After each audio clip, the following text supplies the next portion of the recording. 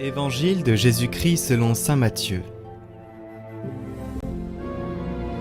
En ce temps-là, on présenta des enfants à Jésus pour qu'il leur impose les mains en priant. Mais les disciples les écartaient vivement. Jésus leur dit : « Laissez les enfants, ne les empêchez pas de venir à moi, car le royaume des cieux est à ceux qui leur ressemblent. » Il leur imposa les mains, puis il partit de là. Acclamons la parole de Dieu.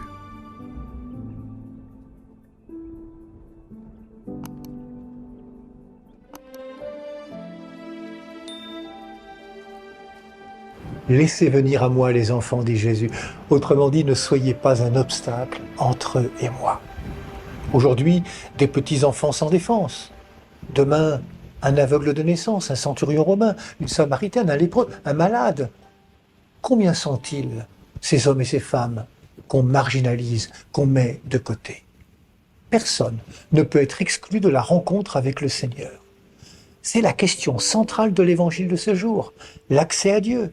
Laissez venir à moi, ne les empêchez pas de venir à moi.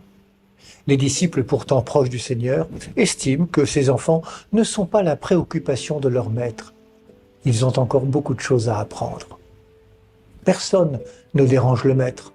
Jésus ne met jamais de conditions à sa rencontre avec lui.